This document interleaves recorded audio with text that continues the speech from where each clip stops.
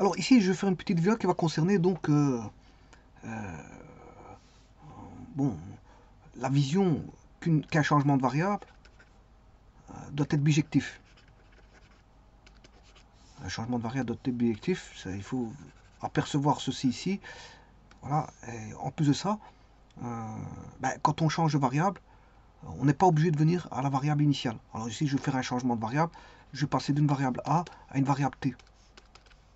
Et que je travaille avec la variable T. Parce que parfois, il est plus opportun de travailler avec la variable T. Alors maintenant, après, il y aura une troisième chose. C'est que s'il y a des caractères de symétrie d'une fonction, on peut utiliser ces propriétés pour calculer voilà, les aires. Voilà, donc ici, je vais faire un certain focus sur ces trois points-là. C'est juste ça. Donc je prends un exemple, et à partir de cet exemple, voir que le caractère bijectif voilà, d'un changement de variable. Et que, bon, on n'est pas obligé de repasser à la variable A. Je vous le dis tout de suite. On peut travailler avec les bornes d'intégration de la variable T si je passe de A à T.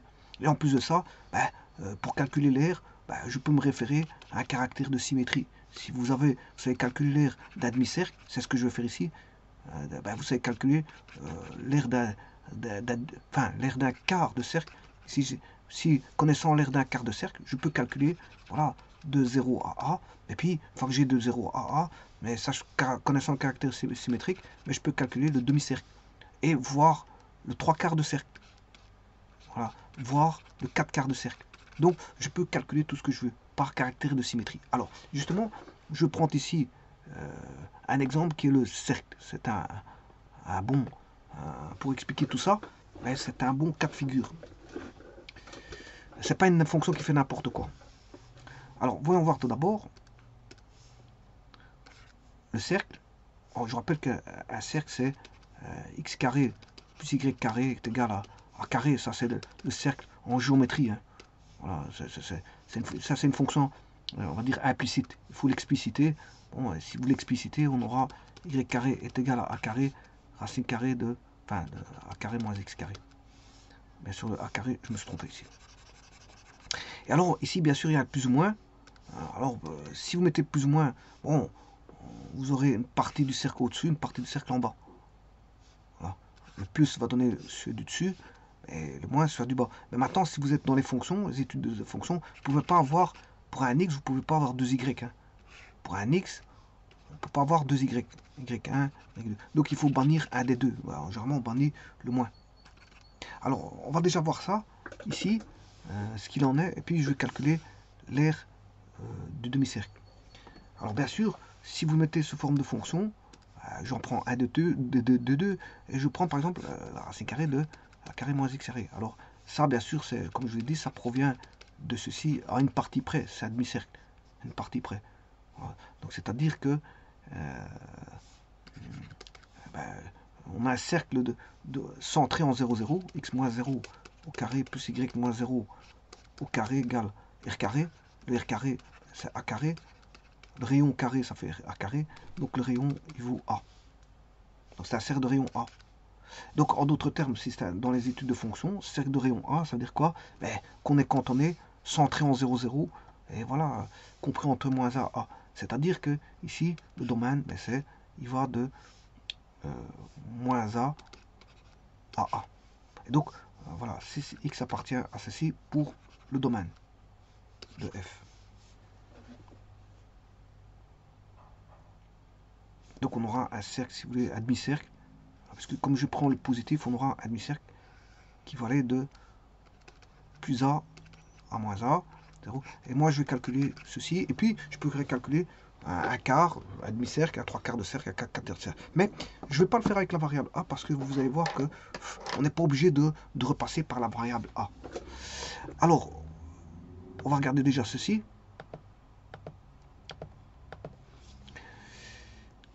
On va voir. Donc, si j'écris x carré plus y carré, vous avez un cercle complet, mais ça, c'est quand vous faites de la géométrie analytique. On a le droit d'avoir, on n'est pas dans les études de fonctions, donc on a le droit d'avoir plusieurs images. Voilà, alors là, le A, c'est le rayon. Alors, par exemple, si je mets 4, ben, je vais gérer de moins 4 à 4. 4, c'est le rayon.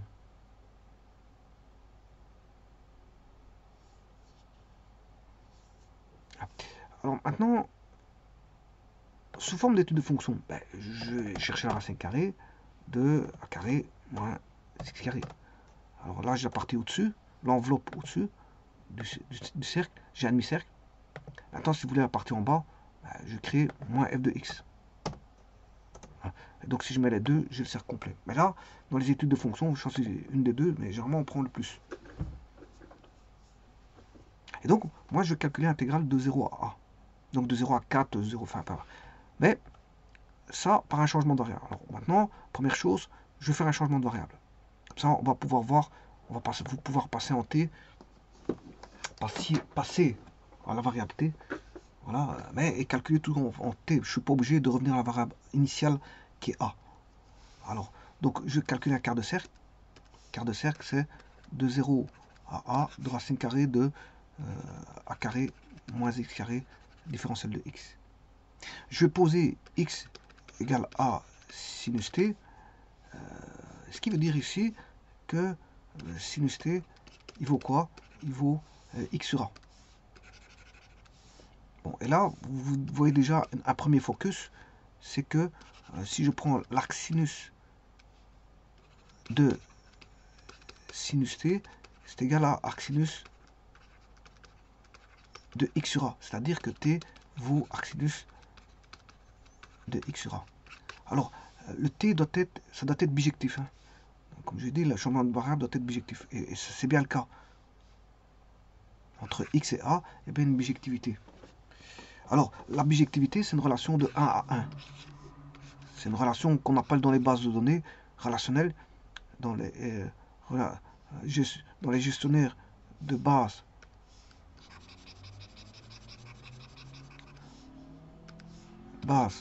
de données relationnelles, GBDR, gestionnaire de base de données relationnelles, voilà, c'est une relation de 1 à 1.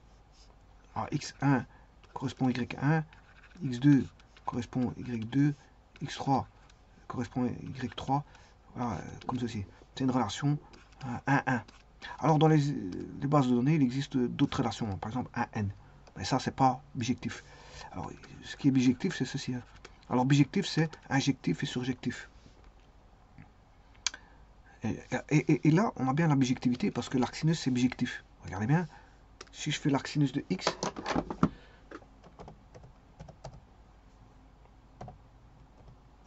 voilà, vous voyez qu'elle est bijective. Alors, elle est injective parce que je vous rappelle qu'injectif, c'est à 2x différents correspond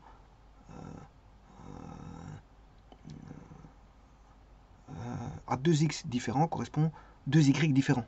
Alors, ça veut dire qu'on peut avoir des y isolés, mais pas de les x. Les x, ils doivent être pris complètement parce que c'est une application. Par définition, on dit une application objective.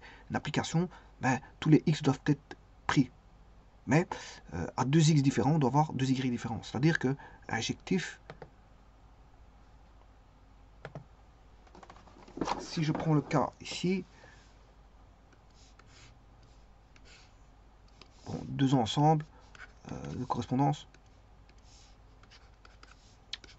F. Alors les bases de données, c'est plusieurs tables, hein. C'est des milliers de tables. Voilà. C'est pas des E et F, il n'y a pas que E et F. Hein. C'est E, F, G, H, E1, E2, 3, 4, 5. Voilà, c'est toutes des tables comme ceci, bon, avec toutes des informations à l'intérieur des tables. Alors là, on a une application F, X1, Y1, X2, Y2, à chaque X1, XI, pour des XI différents de J, quel que soit I, J, ben, YI doit être différent de YJ. Bon, c'est une façon de voir les choses plus simplement. Voilà, c'est une définition à moi, mais enfin, voilà. Donc là, vous pouvez avoir des Y tout seul. Par exemple ici, Y4. Là, elle est injective, mais pas bijective. Alors maintenant,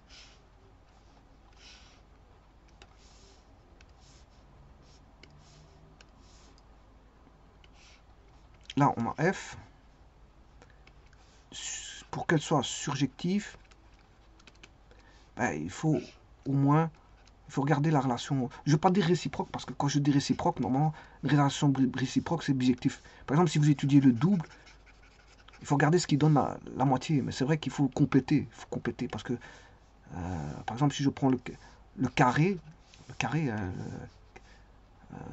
2, le carré de 2, c'est 4, et il y a aussi moins 2. Alors, vous allez me dire, ouais, mais d'où provient le 4? Ben, là, il faut chercher la racine carrée, qui est la réciproque. D'accord, mais ça, on n'en aura qu'un seul, mais il faut le compléter par l'opposé. Donc, il proviendra de 2 et moins 2.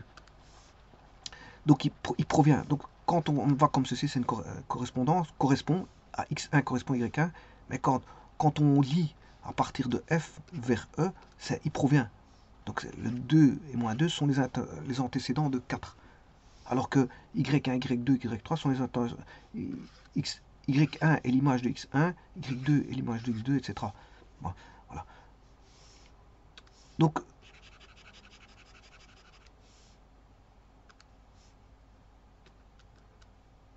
alors là, on regardera l'arrivée, c'est O+.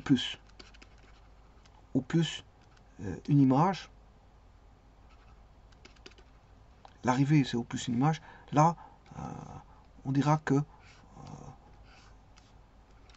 provient au moins un antécédent. Elle provient d'au moins un antécédent. Au moins, c'est 1, 2, 3, etc. Donc, x1, x2, x3, x4, x5. Donc, je ne peux pas avoir décelé ici. Hein. Ici, je ne peux pas avoir décelé parce qu'il provient d'au moins un antécédent. C'est-à-dire, là j'ai y1, y2, je ne peux pas avoir d'antécédent seul. Enfin, je ne peux pas avoir d'image seule. Parce que c'est au moins, il provient d'au moins un antécédent. Au moins un.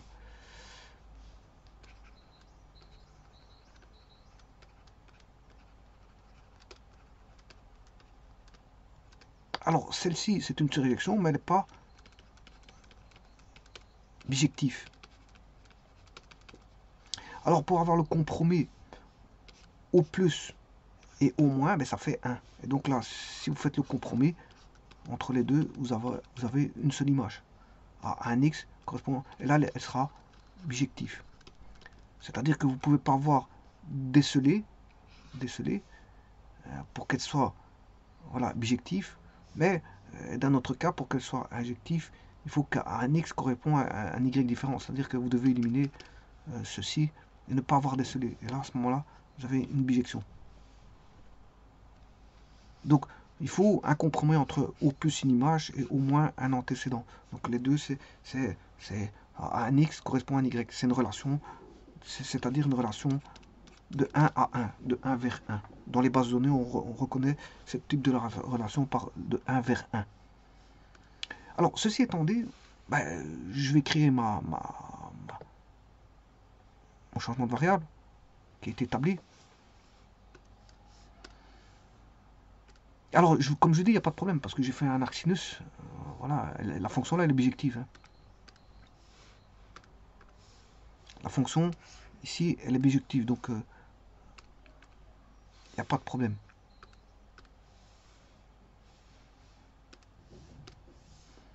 Donc, je réécris, intégrale de 0 à a, c'est x. Hein. Ouais, quand j'écris 0a, c'est x.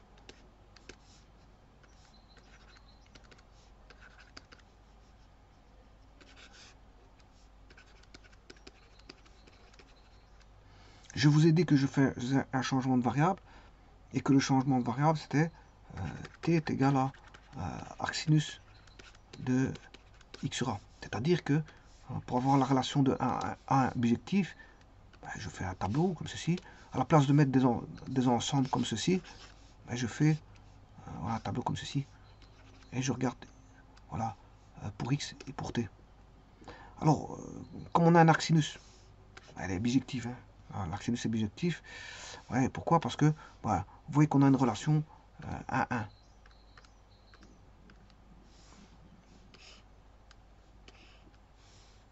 Ici, j'ai un problème avec le GeoGebra. Il met toujours le crayon, je sais pas pourquoi. À mon avis, c'était un bug de GeoGebra qui m'a fait. Okay, il va toujours remettre le crayon. Alors, il faut que je reprenne le déplacement ici. Voilà. Donc, vous voyez que la fonction arcsinus, bon, c'est une relation de 1 à 1. À chaque x, j'ai un y. Un et un seul y. Donc, et ça, ça va de, voilà, pour les x de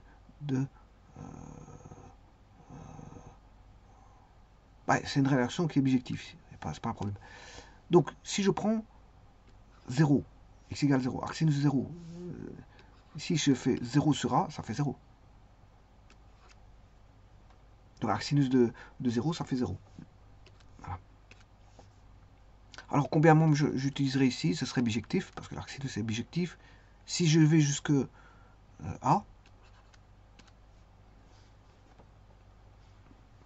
a divisé par a, ça fait 1. Arcsinus de 1, vous voyez qu'arcsinus de 1, ça fait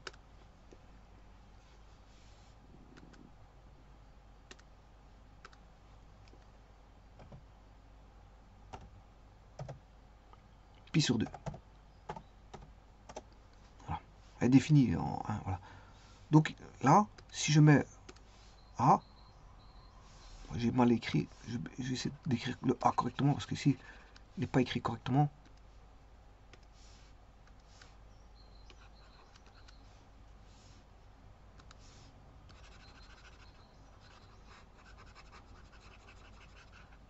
Donc on va mettre 0, 3 petits points, A. Voilà. Alors pour 0, je vous ai dit que l'arcsinus ça faisait 0. 0 sur A ça fait 0, et arcsinus 0 ça fait 0. Et pour ensuite, si je mets x égale A, là-dedans, A sur A ça fait 1, arcsinus de 1 c'est pi demi. Et bon là il n'y a pas de problème, on a une bijectivité. Parce que, pourquoi? Parce que la fonction arcsinus est déjà bijective en soi. Donc je peux mettre que les valeurs, j'aurai la variable, changement de variable ici, les bijectifs. Alors ça c'est le premier focus à voir.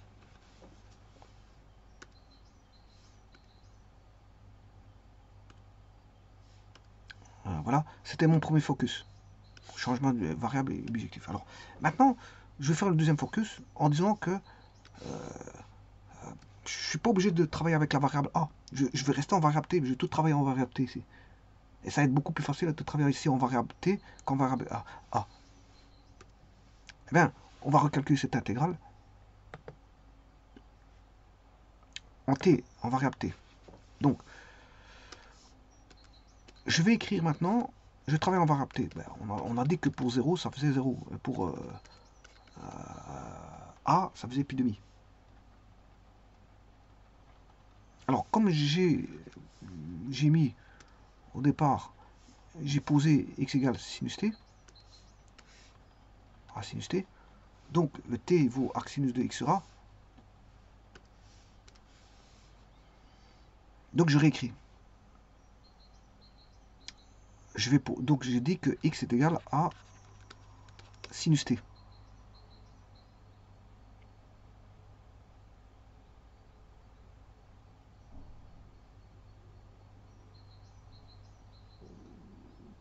Donc, normalement j'avais en variable, j'avais a carré moins x carré.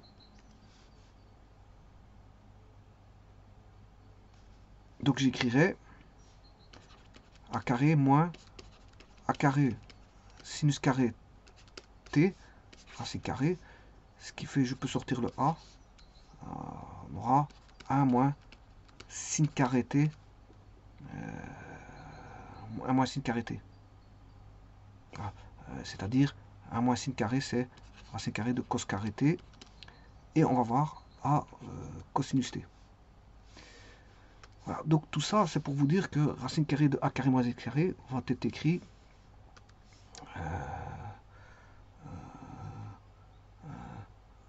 à cosinus t.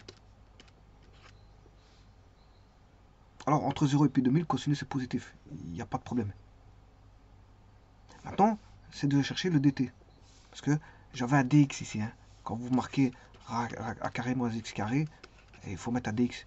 Bon, maintenant, ceci, a carré moins racine carré de a carré moins x carré, ça fait a cos t. Ben, il faut chercher le dx. Le dx, je peux le trouver ici. Primitif différentiel de a sinus t. Dérivé de sin, c'est cos t différentiel de t. Donc le dx, il vaut a cos t dt.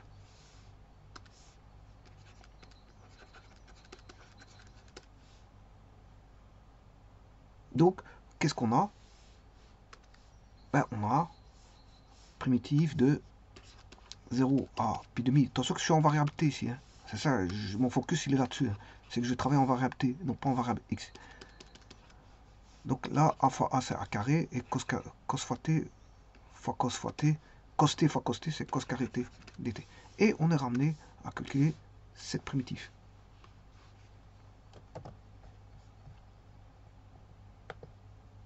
Et vous allez voir que je vais rester en variable t. C'est plus facile.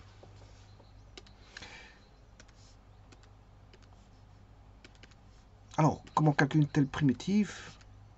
Pour t égale 0 à t égale pi demi, je vous rappelle que cos carré t, c'est 1 plus cos 2t sur 2. Donc, ce qui veut dire que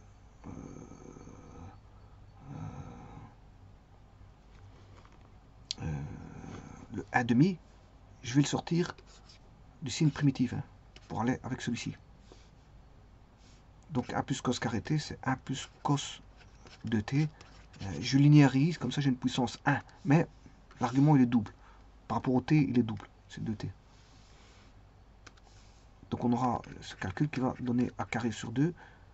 Primitive de je distribue dt fois 1, c'est dt, plus primitive de cos de t différentiel de t.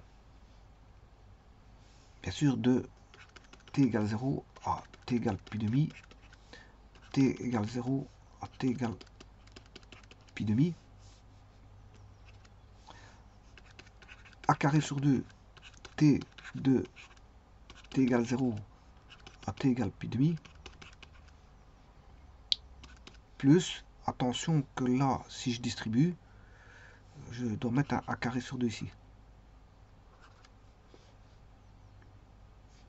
Et donc, là, on aura a carré sur 2, et la primitive de cos de t, c'est 1 demi sinus de t. Voilà, sinus de t, entre les bornes, t égale 0 à t égale pi demi.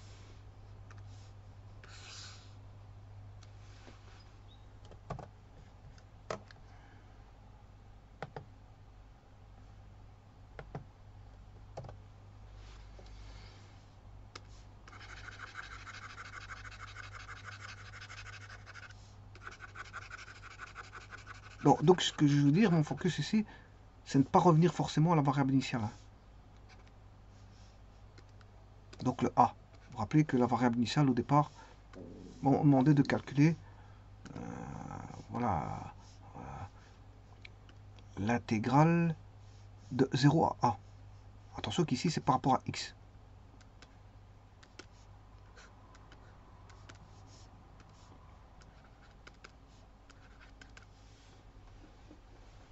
Ouais, c'est ceci, c'est le calcul de ceci, mais non plus en variable x. Je suis pas obligé de revenir à la variable x.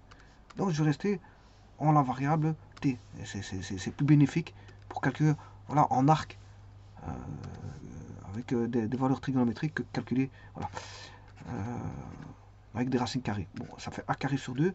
Et là, on va calculer de pi demi moins 0 plus a carré sur 4 sinus de t. Alors, 2t fois pi demi moins sinus 2 fois 0.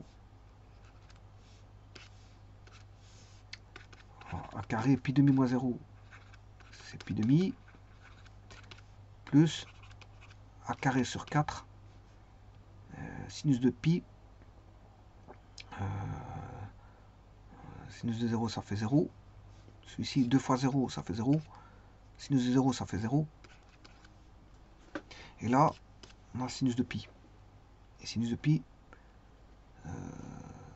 c'est aussi 0. Donc la réponse vaut à pi a carré sur 4. Bon, si vous voulez voir en termes d'unité d'air, c'est pi a carré sur 4 unités d'air. Et donc vous voyez qu'ici j'ai travaillé avec la variable. Le focus a été mis sur voilà, non plus de travailler en A mais en T. Donc du moment que je fais mon changement de variable, je ne suis pas obligé de revenir à la variable initiale. Donc on a vu que le changement de variable était objectif, que bon, je pouvais travailler avec du T, non pas avec du A. Et maintenant, pour la symétrie, vous aurez compris que ça suffit. Pour le calcul d'air ici, il suffit. Hein. Le calcul d'air ici, il suffit. Parce que là, j'ai un quart de cercle. Alors, si vous voulez le cercle complet, vous faites x2. Enfin, j'ai un quart de cercle, c'est pi a carré sur 4. Alors, je vais utiliser le caractère de symétrie ici. Alors, un demi-cercle, c'est l'intégrale de f de 0 à a. Là, vous avez un quart de cercle. Alors maintenant, pour avoir le demi-cercle, connaissant ceci, alors je rappelle que c'est a carré, pi a carré sur 4.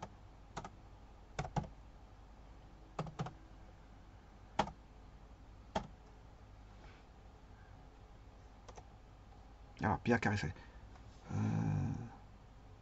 12,57. Donc c'est bon, c'est juste un pi a carré sur 4. Bon, maintenant, si vous voulez, le caractère de symétrie, là, le focus sur le caractère de symétrie. Là, maintenant, je vais manipuler le caractère. Enfin, je vais voir le caractère de symétrie de l'air. Ben, on voit bien que c'est une courbe symétrique. Hein. Donc, j'ai pas besoin de recalculer l'intégrale de. Je suis pas obligé de recalculer l'intégrale de 0 à. Enfin, de f. De 0 à. Ouais, donc ici, vous voyez que ça va pas. Parce que. Enfin, de moins a à A, c'est ça que je veux dire. Moins a à A. Voilà. Moins a à A. Alors, je suis pas obligé de faire ça. Pourquoi? Parce que par le caractère de symétrie, je peux faire 2 fois B. Voilà, 2 fois B. Alors, si vous voulez 3 quarts du cercle, c'est 3 fois B. Voilà. Et si vous voulez tout le cercle, c'est 4 fois B. Et là, vous avez pi fois A carré. Pi R carré. Voilà, donc le caractère de symétrie permet de calculer l'air. Donc quand vous voyez une courbe qui est symétrique, on peut la décomposer et calculer qu'une partie. Une partie, c'est dans ce cas-ci, je peux calculer un quart du cercle, 2 quarts du cercle, 3 quarts du cercle, voire 4 quarts du cercle, voire voilà, un demi-cercle, voire un tiers de cercle. Voilà, c'est ouvert à tout. Alors, quelle est en radian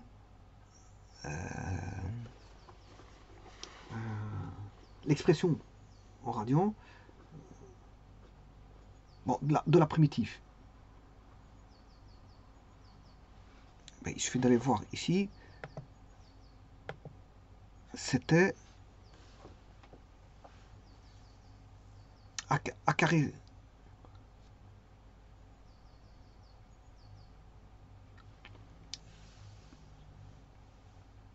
Alors, A carré T sur 2.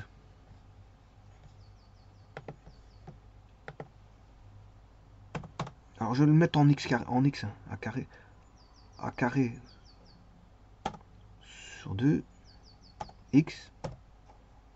Voilà, c'est pas terminé parce que j'ai cours un terme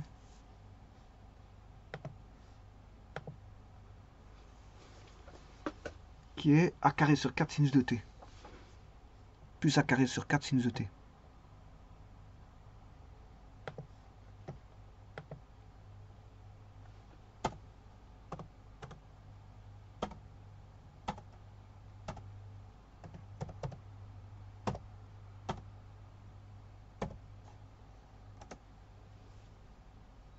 Sinus 2x. Alors maintenant, il suffit de calculer P de... Alors, de pi demi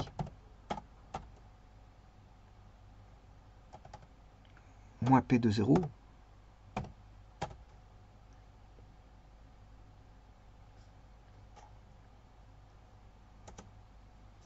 D'où 57. D'où 57 qui est l'aire de quart de cercle. Alors maintenant, je vais aller chercher 45 degrés. Alors 45 degrés, bah on va voir B divisé par 2. L'air